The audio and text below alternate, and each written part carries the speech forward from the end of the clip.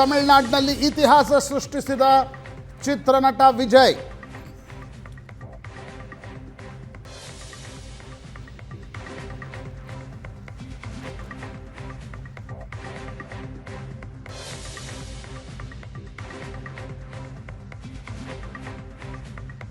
ಮತ್ತೊಂದು stunning performance.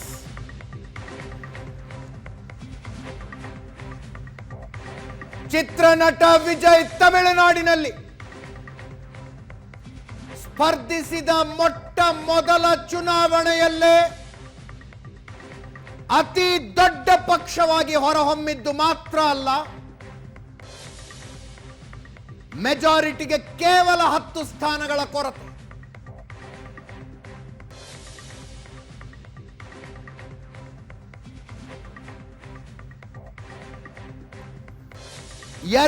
ಎರಡು exit ಪೋಲ್ಗಳು ಯಶಸ್ವಿಯಾಗಿ ಈ ಭವಿಷ್ಯ ನುಡಿದದ್ದು. ಅವುಗಳ ಪೈಕಿ ಒಂದು ಟಿವಿಕೆ 60 ದಾಟಬಹುದು ಅಂತ ಹೇಳಿದ್ರು ಅಷ್ಟೇ.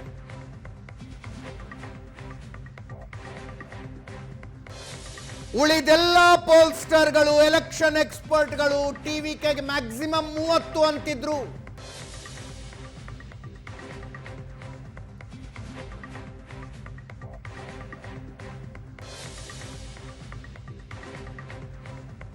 ಇಷ್ಟು ಹೊತ್ತಿನ ತನಕ ಡಿಎಂಕೆ 3ನೇ ಸ್ಥಾನದಲ್ಲಿತ್ತು. ಡಿಎಂಕೆ ನೇತೃತ್ವದ ಮೈತ್ರಿ ಈಗ ಎಐಎಡಿಎಂಕೆ ಮೈತ್ರಿಗಿಂತ ಸ್ವಲ್ಪ ಮುಂದೆ ಬಂದಿದ್ದಾರೆ. ಸ್ವತಃ ಸ್ಟಾಲಿನ್ 7,000 ಮತಗಳ ಅಂತರದಿಂದ ಸೋತ್ರು.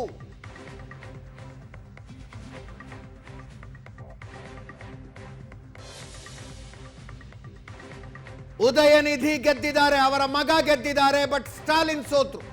ಮುಖ್ಯಮಂತ್ರಿಗೆ ಸೋಲು ಟಿವಿಕೆ ಅಭ್ಯರ್ಥಿಯ ವಿರುದ್ಧ.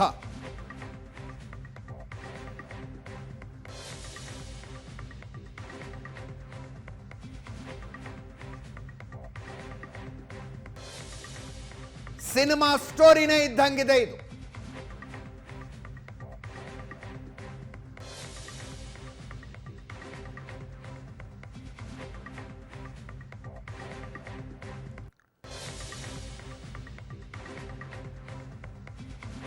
ಟಿವಿಕೆಯನ್ನ ಕಾಂಗ್ರೆಸ್ ಬೆಂಬಲಿಸುವ ಸಾಧ್ಯತೆ ಇದೆ.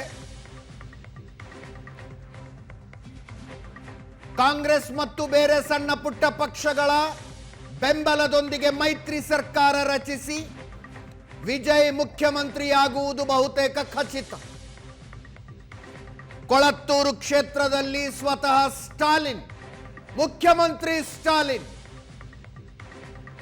7,000 ಮತಗಳ ಅಂತರದಲ್ಲಿ ಟಿವಿಕೆ ಅಭ್ಯರ್ಥಿ VS ಬಾಬು ವಿರುದ್ಧ ಸೋತರು.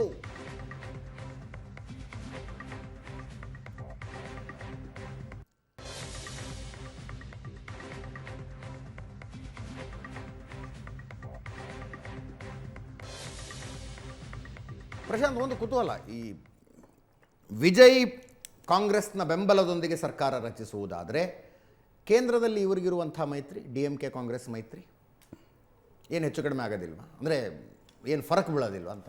ಅದೇ, ನಿಮ್ಗೆ ಅಧಿಕಾರ ನಡೆಸುವಾಗ ಮೈತ್ರಿ ಮೇಲೆ ಜಾಸ್ತಿ ಪ್ರೆಷರ್ ಇರುತ್ತೆ. ಈಗ ಕೇಂದ್ರದಲ್ಲಿ ಕಾಂಗ್ರೆಸ್ ಅಧಿಕಾರದಲ್ಲಿತ್ತು, ಪ್ರೆಷರ್ ಇರುತ್ತೆ. ಆಮೇಲೆ ಇವರೇನು ಕಾಂಗ್ರೆಸ್ 4 ಸೀಟ್ಗಳನ್ನು ಇಟ್ಕೊಂಡು ಕಾಂಗ್ರೆಸ್ಸನ್ನೇನು ವಿಜಯ್ ಮೈತ್ರಿಕೂಟದ ಪಾಲುದಾರ ಪಕ್ಷ ಅಂತೆಲ್ಲ ಮಾಡಲ್ಲ. ಅದರಲ್ಲಿ ನೋಡಿ, CPI 3 ಇದೆ, ಹೌದು, ಒಂದು CPM ಇದೆ, ಒಂದು VCK ಇದೆ, ಒಂದು IUML ಇದೆ, ಹೌದು, ಕಾಂಗ್ರೆಸ್ 4 ಇದೆ, 5 ಅನ್ಬುಮಣಿ ರಾಮದಾಸ್ ಇದೆ. ಈಗ ಬರ್ತಿರ್ತಕ್ಕಂಥ ಮಾಹಿತಿಗಳ ಪ್ರಕಾರ ಇನ್ನೊಂದು 8-10 ಸೀಟ್ಗಳಲ್ಲಿ ಟಿವಿಕೆ ಒಂದು 4-5 ತೆಗೆದುಕೊಂಡ್ರು ಆಶ್ಚರ್ಯ ಇಲ್ಲ. Okay okay.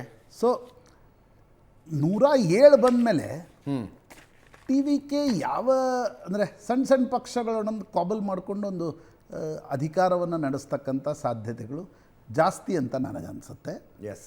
BJP ಏನು ಮಾಡುತ್ತೆ? ಏನು ಒಂದು ಟೇಕ್ ಅವೇ ಏನು ನಿಮ್ಮ ಪ್ರಕಾರ ತಮಿಳುನಾಡು? ಅಜಿತ್, ನನಗನ್ಸುತ್ತೆ ಕರುಣಾನಿಧಿ ಮತ್ತು ಜಯಲಲಿತಾ ಹೋದ ನಂತರ DMK ಮತ್ತು AIADMK ಪಕ್ಷಗಳಲ್ಲಿ ಆ ಒಂದು ಫ್ಲೇರ್ ಇರಲಿಲ್ಲ.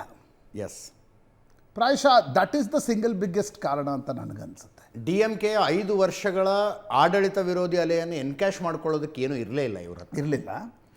AIADMK ಬಳಿ ಆ ನಾಯಕತ್ವವೇ ಇರಲಿಲ್ಲ. ಎಸ್. ಜಯಲಲಿತಾ ನಿಧನದ ನಂತರ BJP ಕಾರಣದಿಂದ 2021ರವರೆಗೆ ಅಧಿಕಾರವನ್ನು ಪಳನಿಸ್ವಾಮಿ ನಡೆಸಿದರು. ಅದರ ಬಲದ ಮೇಲೆ ಒಂದು 33% ಓಟ್ ತಗೊಂಡ್ರು. ಎಸ್. ಲೋಕಸಭೆಯಲ್ಲಿ ಅವರು 20% ಓಟ್ ತೆಗೆದುಕೊಂಡಿದ್ರು. ನನಗನ್ಸುತ್ತೆ Annamalai sensed it rightly. Yes. ನಾನು ಅಂದರೆ ಇವತ್ತಿನ ರಿಸಲ್ಟ್ ನೋಡಿದಾಗ ನನಗನ್ಸಿದ್ದು Annamalai sensed it very rightly. DMK ಮತ್ತು AIADMK ಇಂದ ಸಾಮಾನ್ಯ ತಮಿಳು ಮತದಾರ ಬೇಸತ್ತಿದ್ದಾನೆ. ಬಟ್ ಅಣ್ಣಾಮಲೈಗೆ ಲಿಮಿಟೇಷನ್ ಇತ್ತು BJPಯ ಕಾರಣದಿಂದ. BJPಯಲ್ಲಿ ಪೆನಿಟ್ರೇಟ್ ಆಗಲಿಕ್ಕೆ, BJPಗೆ ಇನ್ರೋಡ್ಸ್ ಮಾಡಲಿಕ್ಕೆ ಸಾಧ್ಯ ಇರಲಿಲ್ಲ. ಹಿಂದಿ ಪಕ್ಷ, ಹೌದು, ಹಿಂದುತ್ವವಾದಿ ಪಕ್ಷ ಆ ಕಾಲದ ಆಂಟಿ ಬ್ರಾಹ್ಮಿಣ್ ಸೆಂಟಿಮೆಂಟ್ ಇದೆ, ಆಂಟಿ ಹಿಂದಿ ಸೆಂಟಿಮೆಂಟ್. ಆದರೆ ಇನ್ನೊಂದು ದ್ರವಿಡ ಪಕ್ಷಕ್ಕೆ ಅದು ಸಾಧ್ಯ ಇತ್ತು. ಆ್ಯಂಡ್ ವಿಜಯ್ ನನಗನ್ಸುತ್ತೆ ಇದು ಬರೀ 6 ತಿಂಗಳ ಕೆಲಸ ಅಲ್ಲ. ಇದು ಅವರೊಂದು 10 ವರ್ಷಗಳಿಂದ, ಅವರು 2019ರ ಲೋಕಸಭೆ ಅನಿಸುತ್ತೆ, ಅವರು ಜಯಲಲಿತಾ ನಿಧನದ ನಂತರ ಜಾಸ್ತಿ ಪಾಲಿಟಿಕ್ಸ್ ಬಗ್ಗೆ ಮಾತಾಡ್ಲಿಕ್ಕೆ ಶುರು ಮಾಡಿದ್ರು.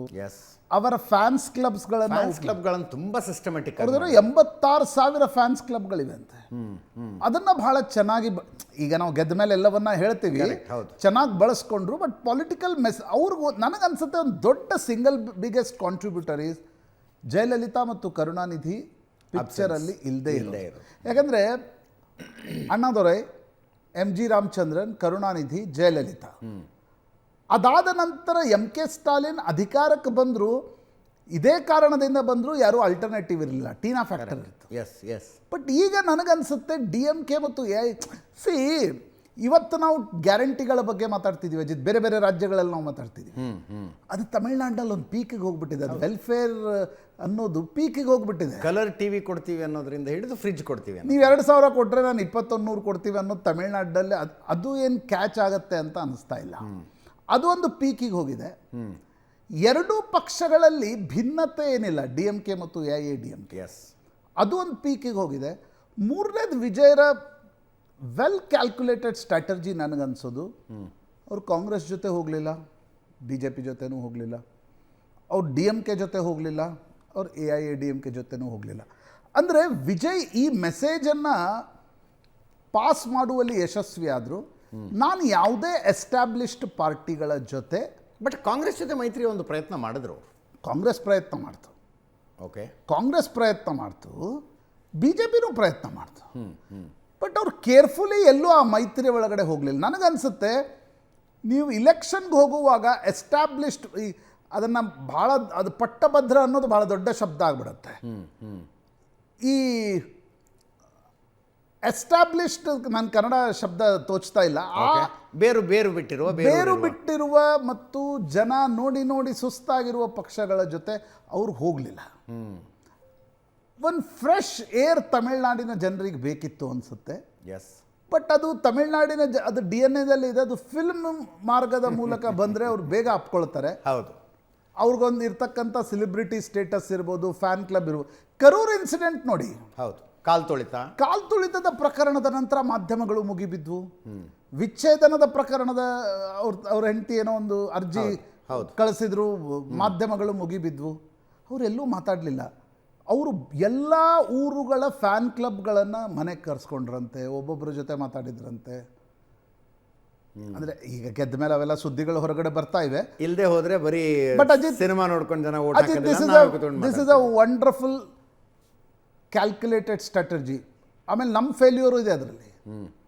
ಮೇನ್ ಸ್ಟ್ರೀಮ್ ಮಾಧ್ಯಮಗಳು ನಾವು ಇದನ್ನು ಗೇಜ್ ಮಾಡಲಿಕ್ಕೂ ಸಾಧ್ಯ ಆಗಲಿಲ್ಲ. ಆಕ್ಸಸ್ ಮೈ ಇಂಡಿಯಾ ಹೇಳುವವರೆಗೆ ವಿಜಯರನ್ನು ಇಷ್ಟು ಗಂಭೀರತೆಯಿಂದ ಯಾರೂ ತೆಗೆದುಕೊಂಡಿರಲಿಲ್ಲ. ಒಂದು ಸೆಲೆಬ್ರಿಟಿ ಸ್ಟೇಟಸ್ ಇದೆ ಅನ್ನುವ ಕಾರಣಕ್ಕೋಸ್ಕರ ವಿಜಯ್ ತೋರಿಸ್ತಾ ಇದ್ವಿ. ಬಿಟ್ಟರೆ ವಿಜಯ್ ಅಧಿಕಾರಕ್ಕೆ ಬರ್ಬೋದು, ಮುಖ್ಯಮಂತ್ರಿ ಆಗ್ಬೋದು ಅನ್ನೋದನ್ನು ಮೇನ್ ಸ್ಟ್ರೀಮ್ ಮಾಧ್ಯಮಗಳು, ದೇಶದ ಪ್ರಮುಖ 2 ರಾಷ್ಟ್ರೀಯ ಪಕ್ಷಗಳು, ಅಲ್ಲಿನ ಬೇರು ಬಿಟ್ಟ 2 ಪ್ರಾದೇಶಿಕ ಎಸ್ಟಾಬ್ಲಿಷ್ಡ್ ಪಕ್ಷಗಳು ಯಾರೂ ಕೂಡ ವಿಜಯ್ ಇಷ್ಟು ಸೀಟ್ ತೆಗೆದುಕೊಳ್ತಾರೆ ಅಂತಕ್ಕಂಥದ್ದನ್ನು ಹೇಳಿರಲಿಲ್ಲ. Hats off to that Pradeep Gupta and axis my India. Being a political reporter Ajit, 90ರಿಂದ 120 ಇದ್ದಾಗ ಆಗತ್ತಾ ಆಗಲ್ವಾ ನಾವೇ ಎಷ್ಟು ಚರ್ಚೆ ಮಾಡಿದ್ವಿ. 98ರಿಂದ 120 ಪ್ರದೀಪ್ ಗುಪ್ತಾ ಕೊಟ್ಟಿದ್ದು. ಬಟ್ ಒಂದು ಅಭೂತಪೂರ್ವ ಪೊಲಿಟಿಕಲ್ ಮಿರಾಕಲನ್ನು ವಿಜಯ್ ತಮಿಳ್ನಾಡಿನಲ್ಲಿ ಮಾಡಿ ತೋರಿಸಿದ್ದಾರೆ. ತಮಿಳ್ನಾಡು ಮತ್ತು ಆಂಧ್ರದಲ್ಲಿ ಈ ರೀತಿಯ ಪೊಲಿಟಿಕಲ್ ಮಿರಾಕಲ್ ಬಹುತೇಕ ಫಿಲ್ಮ್ ಪರ್ಸ್ನಾಲಿಟಿಗಳೇ ಮಾಡ್ಲಿಕ್ಕೆ ಸಾಧ್ಯ ಆಗುತ್ತೆ. ಬಟ್ ಸದ್ಯ ತನಕ DMK ಭವಿಷ್ಯ ಏನು ಅಂತಿದ್ವಿ. DMK at least second largest alliance ಆಗ್ತಾ ಇದೆ. ಅದಿತ್ ನನಗನ್ಸುತ್ತೆ AIADMK ಒಂದು ಅಲಯನ್ಸ್ ಡೆಸಿಮೇಟ್ ಆಗ್ಬೇಕು, ಇದರಲ್ಲಿ ಆಗುತ್ತೆ. AIADMKಗೆ ಉಳಿದುಕೊಳ್ಳಿಕ್ಕೆ ಯಾವುದೇ ಕಾರಣ ಇಲ್ಲ. ಜಯಲಲಿತಾ ನಿಧನದ ನಂತರ ಆಂಟಿ DMK ಫೋರ್ಸ್ ಆಗಿ AIADMK ಉಳಿದಿತ್ತು. ನಿಧಾನವಾಗಿ ವಿಜಯ್ ಅಧಿಕಾರಕ್ಕೆ ಬಂದ ಮೇಲೆ ಅದು ದೊಡ್ಡ ಒಂದು ಅಂದರೆ AIADMKಗೆ ಬದುಕಲಿಕ್ಕೆ ಕಾರಣಗಳು ಬೇಕಾಗ್ತವೆ. ಎಸ್, ಆ ಕಾರಣಗಳನ್ನು ನನಗೆ ಕಾಣ್ತಾ ಇಲ್ಲ. ಅಟ್ಲೀಸ್ಟ್ DMKಗೆ ಇರ್ತಕ್ಕಂಥ ಕಾರಣ ಏನು ಅಂದರೆ ಆ ಕಲೈಂಗರ್ ಫ್ಯಾಮ್ಲಿ ಇದೆ. ಆ ಫ್ಯಾಮ್ಲಿ ಇದೆ, 5 ವರ್ಷ ಆಡಳಿತ ನಡೆಸಿದ್ದಾರೆ. ಆ ಕಾರಣದಿಂದಾಗಿದ್ದರೂ ಉಳಿದುಕೊಳ್ಬೋದು. ಬಟ್ ತಮಿಳುನಾಡಿನ ರಿಸಲ್ಟ್ಸ್ಗಳು ಎಸ್ಟಾಬ್ಲಿಷ್ಡ್ ಎಲ್ಲ ರಾಜಕೀಯ ಪಕ್ಷಗಳಿಗೊಂದು ಪಾಠವನ್ನು ಹೇಳ್ತಾರೆ. ನೀವು ನಿಮ್ಮ ಪಾಲಿಟಿಕ್ಸ್ ನಡೆಸುವ ರೀತಿ, ನಾವು ಕರಪ್ಷನ್ ಮಾಡಿದ್ರು ಓಕೆ ಬಿಡ್ರಿ, ಏನು ಫರಕ್ ಬೀಳುತ್ತೆ, ಏನು ಬೇಕಾದರೂ ಮಾತಾಡಿ ದಕ್ಕಿಸ್ಕೋತೀವಿ, ಏನು ಬೇಕಾದರೂ ನಾವು ಈಗ ಮಮತಾ ಬ್ಯಾನರ್ಜಿದೇನು, ಹೌದು, ನಾನು ಏನೇ ಮಾಡಿದರೂ ದಕ್ಕಿಸ್ಕೊಳ್ತೀನಿ, ನಾನು ಏನೇ ಮಾಡಿದರೂ ತಪ್ಪಲ್ಲ, ಯಾಕಂದರೆ ಎದುರುಗಡೆ BJP ಇದೆ ಅನ್ನುವ ಕಾರಣಕ್ಕೋಸ್ಕರ ನಾನು ಏನೇ ಮಾಡಿದರೂ ತಪ್ಪಲ್ಲ ಅಂತ ಮಮತಾ ಬ್ಯಾನರ್ಜಿ ಹೇಳ್ತಾ ಇದ್ರು. ಇವತ್ತು ಜನ ಪಾಠ ಕಲಿಸಿದ್ರು. ಹೌದು. DMK ಮತ್ತು AIADMKದು ಅದೇ ಕಥೆ ಆಗಿತ್ತು. ವಿಜಯ್ ಅದನ್ನು ಮಾಡಿ ತೋರಿಸಿದ್ದಾರೆ. ನಿಶ್ಚಿತವಾಗಿ ಒಂದು ಪಾಲಿಟಿಕ್ಸ್ನಲ್ಲಿ ಇಂಥ ಸಂಗತಿಗಳು ದಶಕಗಳಿಗೊಮ್ಮೆ ನಡೀತವೆ. ದಶಕಗಳಿಗೊಮ್ಮೆ ಅದು ಎಸ್ಟಾಬ್ಲಿಷ್ಡ್ ಈಗ ಯಾರೋ ಒಬ್ಬರು ಕಾಂಗ್ರೆಸ್ ಜೊತೆಗಿರ್ತಾರೆ, ಯಾರೊಬ್ಬರು BJP ಜೊತೆಗಿರ್ತಾರೆ. ಅರವಿಂದ್ ಕೇಜ್ರಿವಾಲ್ ಅಟ್ಲೀಸ್ಟ್ ಅವ್ರಿಗೊಂದು ಅಡ್ವಾಂಟೇಜ್ ಸಿಕ್ಕಿತ್ತು ಅಜಿತ್. ಬೇಡ ಅಂದರೂ ನಾವು ಮಾಧ್ಯಮಗಳು ಅರವಿಂದ್ ಕೇಜ್ರಿವಾಲ್ರನ್ನ ಒಂದು ಹೈಪ್ ಮಾಡಿ ತೋರಿಸಿದ್ವಿ. ಅದರ ಲಾಭ ಮನೆ ಮನೆಗೆ ಅವರು ಡ್ರಾಯಿಂಗ್ ರೂಮಿಗೆ ಸುಲಭವಾಗಿ ತಲುಪಿದ್ರು. ವಿಜಯ್ಗೆ ಫಿಲ್ಮ್ ಇತ್ತು, ಪಾಲಿಟಿಕ್ಸ್ನ ಇದಿರಲಿಲ್ಲ. ಅದರ ಹೊರತಾಗಿಯೂ ಅದನ್ನು ಮಾಡಿ ತೋರಿಸಿದ್ದು ಪಾಲಿಟಿಕ್ಸ್ ವಿದ್ಯಾರ್ಥಿಗಳಿಗೆ ಅಧ್ಯಯನ ಯೋಗ್ಯ ವಿಷಯ. ಅದು ಜೊತೆಗೆ ಟೆಕ್ನಾಲಜಿ ಕೂಡ ಹೆಲ್ಪ್ ಮಾಡ್ತು. ಈಗ ಒಂದು ಪಕ್ಷ ತನ್ನ ಚಿಹ್ನೆಯನ್ನು ಎಸ್ಟಾಬ್ಲಿಷ್ ಮಾಡೋದಕ್ಕೆ ವರ್ಷಗಟ್ಟಲೆ ಟೈಮ್ ತೊಗೊಳತ್ರಿ. ಸೋಷಿಯಲ್ ಮೀಡಿಯಾ ಎಲ್ಲ ಸೇರಿಕೊಂಡು ಅವುಗಳನ್ನು ಬಳಸಿಕೊಂಡ್ರು ನೀಟಾಗಿ ಅಂತ. ವಿಜಯ್ ಮತ್ತು ವಿಶಲ್ ಭಾಳ ಬೇಗ ಚಿಹ್ನೆ ರೀಚ್ ಆಯಿತು. ಅದಿತ್ messaging is only possible when brand is good. Correct. ಈಗ ಹಾಗೆ ಚೆನ್ನಾಗಿದ್ದಾಗ ಮಾರ್ಕೆಟಿಂಗ್ ಮಾಡ್ಬೋದು. ಚಿಹ್ನೆ ಪಾಪ್ಯುಲರೈಸ್ ಮಾಡ್ತಕ್ಕಂಥ ನಾನಾ ವಿಧಾನಗಳಿವೆ ಅಲ್ಲ. ಹೌದು. ಬಟ್ ನಿಮ್ಮ ಬಳಿ ಆ ಬ್ರ್ಯಾಂಡ್ ಬೇಕಲ್ಲ, ಅದಾದ್ಮೇಲೆ ಚಿಹ್ನೆ ತಾನೆ. ಬರೀ ಚಿಹ್ನೆಗೇನು ಫಸ್ಟ್ ಟರ್ಮ್ನಲ್ಲಿ ಓಟ್ ಬರಲ್ಲ. ಕರೆಕ್ಟ್. ನನಗನ್ಸುತ್ತೆ ವಿಜಯ್ ಈ ಹೊಸ ಜನ್ರೇಷನ್ಗೆ ಅಜಿತ್ ಇದು ಭಾಳ ಭಾಳ ಮುಖ್ಯ. ನಾವು ಅನೇಕ ಬಾರಿ ಅಂತೀವಿ ಎಲ್ಲೋ ಲಡಾಖ್ನಲ್ಲಾಯಿತು, ನೇಪಾಳದಲ್ಲಾಯಿತು, ನಮ್ಮಲ್ಲಾಗಲ್ಲ ಅಂತ. ತಮಿಳ್ನಾಡಿನಲ್ಲಿ ಜೆನ್ ಝಿ ಏನಿದೆ, ಹೊಸ ಜನ್ರೇಷನ್ ಏನಿದೆ, ಆ generation first time voters 68% Vijay vote ಹಾಕಿದಾರಂತೆ. 68% first time voters. Young voters 18ರಿಂದ 39 ಅಂತ ತಗೊಂಡ್ರೆ 42% ಓಟ್ ಹಾಕಿದ್ದಾರೆ. ಈ ವಿಚಿತ್ರ ರಾಜಕಾರಣಿಗಳು ಕೆಲವರು ಇರ್ತಾರಲ್ಲ, 5 ವರ್ಷ ಅಜಿತ್ ಇರ್ತಾರೆ, 5 ವರ್ಷ ಪ್ರಶಾಂತ್ ಇರ್ತಾರೆ, ಮತ್ತು 5 ವರ್ಷಕ್ಕೆ ಅವ್ರು ಬರ್ತಾರೆ, ಮತ್ತು 5 ವರ್ಷಕ್ಕೆ ಇವ್ರು ಬರ್ತಾರೆ ಅನ್ನುವ ರೀತಿಯ ರಾಜಕಾರಣ ಮಾಡ್ತಿದಾರಲ್ಲ, ಅವ್ರಿಗಿದು ವಾರ್ನಿಂಗ್ ಬೆಲ್ ಇದೆ. ಎಸ್, ಅವ್ರಿಗಿದು ವಾರ್ನಿಂಗ್ ಬೆಲ್. ನೀವು ಇದೇ ರೀತಿಯ ರಾಜಕಾರಣವನ್ನು ಮಾಡ್ತಾ ಇದ್ರೆ ಎಲ್ಲಿಂದಲೋ ಒಬ್ಬ ಸೆಲೆಬ್ರಿಟಿ ಸ್ಟೇಟಸ್ ಇರ್ತಕ್ಕಂಥ ವ್ಯಕ್ತಿ ಬಂದು ಎಲ್ಲರನ್ನೂ ಅಲ್ಲಾಡಿಸ್ಬಿಡ್ತಾನೆ, ನಿಮ್ಮನ್ನು ಅಲಗಾಡಿಸ್ಬೋದು. ಅಲಗಾಡಿಸೋದು ಎಷ್ಟರ ಮಟ್ಟಿಗೆ, ನಿಮ್ಮನ್ನು ಮನೆಗೆ ಕಳಿಸಿ ತಾನೇ ಅಧಿಕಾರಕ್ಕೆ ಬರ್ಬೋದು. ನೇಪಾಳದಲ್ಲಿ ಬಲೆನ್ ಶಾ ಏನು ಮಾಡಿದರು, ಹೌದು, ಅದು ತಮಿಳ್ನಾಡಿನಲ್ಲೂ ಸಾಧ್ಯ ಇದೆ ಅಂದರೆ ಅದು ಕರ್ನಾಟಕದಲ್ಲೂ ಸಾಧ್ಯ ಇದೆ, ಅದು ಬೇರೆ ರಾಜ್ಯದಲ್ಲೂ ಸಾಧ್ಯ ಇದೆ. ಬಟ್ ಒಂದು political void Ajit helped Vijay. Maybe Karunanidhi ಜಯಲಲಿತಾರ ಜಗಳದ ಮಧ್ಯೆ ಇದು ಸಾಧ್ಯ ಆಗ್ತಿರ್ಲಿಕ್ಕಿಲ್ಲ. ಬಟ್ ಇವತ್ತಿಬ್ಬರೂ ಇಲ್ಲದೆ ಇರುವಾಗ, ಪೊಲಿಟಿಕಲ್ ಪಾರ್ಟಿಗಳಲ್ಲಿ ಆ ನೇತೃತ್ವ ಇಲ್ಲದೆ ಇರುವಾಗ, ವಿಜಯರಿಗೆ ರಜನಿಕಾಂತ್, ಕಮಲ್ ಹಾಸನ್ ಇವ್ರಿಗಿಂತ ಪಾಪ್ಯುಲರ್ ಇದ್ದರು. ಬಟ್ ಅವ್ರಿಗೆ ಮಾಡ್ಲಿಕ್ಕೆ ಸಾಧ್ಯ ಆಗಲಿಲ್ಲ, ಯಾಕಂದರೆ ರಿಸ್ಕ್ ಟೇಕಿಂಗ್ ಎಬಿಲಿಟಿ ಇರಲಿಲ್ಲ. ಹೌದು. ವಿಜಯ್ಗೆ ಆ risk taking, calculated risk taking ability 26ರ ಚುನಾವಣೆಗೆ ಅವ್ರು ಕಾಯ್ತಾ ಇದ್ರು ಅಂತ ಅನಿಸುತ್ತೆ. 21ರಲ್ಲಿ ಹೋಗಿದ್ರೆ ಈ ಲಾಭ ದೊರಕ್ತಿರ್ತೋ ಇಲ್ವೋ, 26ಕ್ಕೆ ಅವರು ಆ ಲಾಭವನ್ನು ತೆಗೆದುಕೊಳ್ಳುವಲ್ಲಿ ಯಶಸ್ವಿಯಾಗಿದ್ದಾರೆ. What A victory, wonderful victory. ಪಶ್ಚಿಮ ಬಂಗಾಳ BJP ಸಂಖ್ಯೆಗಳು ಮತ್ತೆ ಹೆಚ್ಚಾಗಿದ್ದಾವೆ. 203ರಲ್ಲಿದ್ದಾರೆ, 203 ಮುನ್ನಡೆ. ತೃಣಮೂಲ ಕಾಂಗ್ರೆಸ್ 84, ಇವತ್ತು ರಿಸಲ್ಟ್ ಬಂದ ಮತ್ತೊಂದು ರಾಜ್ಯ ಕೇರಳ. ಕೇರಳದಲ್ಲಿ ಹೆಚ್ಚು ಕಡಿಮೆ ಎಲ್ಲ ಎಕ್ಸಿಟ್ ಪೋಲ್ಗಳು ಸತ್ಯವಾದವು. ಯುಡಿಎಫ್ ಮೈತ್ರಿಕೂಟದ ಗೆಲುವಿನ ಭವಿಷ್ಯ ನುಡಿದಿದ್ದವು ಎಕ್ಸಿಟ್ ಪೋಲ್ಗಳು.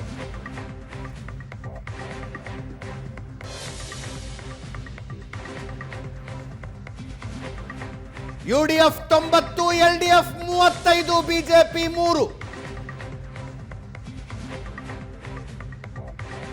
ಎಸ್, ಬಟ್ ತಮಿಳುನಾಡಿನಲ್ಲಿ 10 ಪೈಕಿ 8 ಎಕ್ಸಿಟ್ ಪೋಲ್ಗಳು ಇಲ್ಲಿ ಬೇರೆ ಹೇಳ್ತಾರೆ.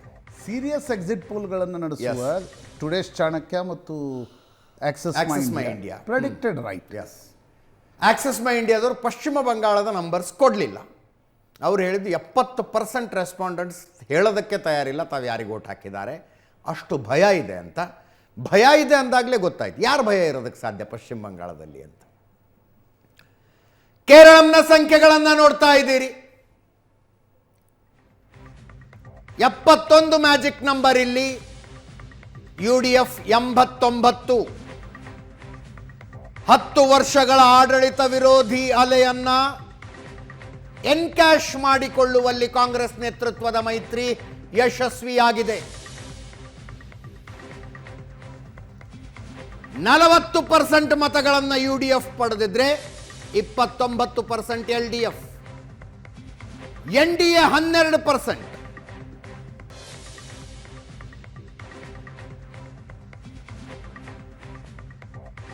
ಇತರೆ 19%.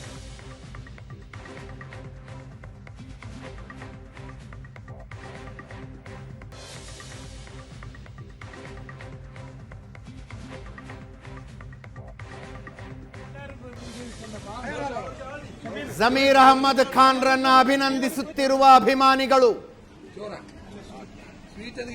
33 ಕ್ಷೇತ್ರಗಳಲ್ಲಿ ಪ್ರಚಾರದ ಹೊಣೆ ಕೊಟ್ಟಿತ್ತು ಕಾಂಗ್ರೆಸ್ ಇವರಿಗೆ.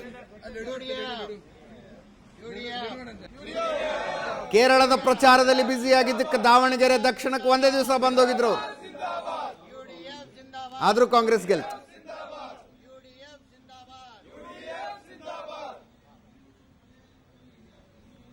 ಎಸ್ ಪ್ರಶಾಂತ್, ಕೇರಳ ಒಂದು ಸಲ ಆರಿಸಿದ ಪಕ್ಷವನ್ನು ಅಥವಾ ಮೈತ್ರಿಕೂಟವನ್ನು ಇನ್ನೊಮ್ಮೆ ಆರಿಸೋದಿಲ್ಲ ಅಲ್ಲಿನ ಜನ ಅನ್ನುವಾಗ ಕಾಂಗ್ರೆಸ್ ಮೈತ್ರಿಕೂಟದ ಅದು ಡಿಸ್ಅರೆ ಅಂತಿರೋ ಡಿಸ್ಅಲೈನ್ಮೆಂಟ್ ಅಂತಿರೋ 2ನೇ ಸಲ LDF ಗೆದ್ದಿತ್ತು. ಸೊ 2 ಆಡಳಿತ ವಿರೋಧಿ ಅಲೆಗಳನ್ನು ಮಾತ್ರ ಆತ ಸಹಿಸಿಕೊಳ್ಳಬಲ್ಲ ಕೇರಳದ ಮತದಾರ.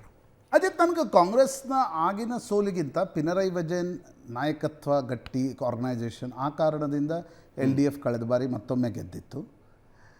ಬಟ್ ಈ ಬಾರಿ ಅನೇಕ ಬೇರೆ ಬೇರೆ ಬೇರೆ ಗೋಲ್ಡ್ ಪ್ರಕರಣದಿಂದ ಹಿಡಿದು ಅನೇಕ ಪ್ರಕರಣಗಳ ಕಾರಣದಿಂದ ಇಲ್ಲಿ ಪಿಣರಾಯಿ ವಿಜಯನ್, ಅಲ್ಲಿ ಮಮತಾ ಬ್ಯಾನರ್ಜಿ ಇಬ್ಬರು ತುಂಬ ವಲ್ನರೇಬಲ್ ಆಗಿದ್ರು.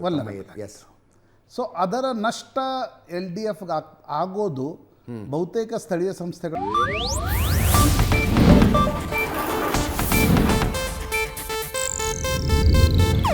ಇದು ಏಷ್ಯಾನೆಟ್ ನ್ಯೂಸ್ ನೆಟ್ವರ್ಕ್ ಪ್ರಸ್ತುತಿ.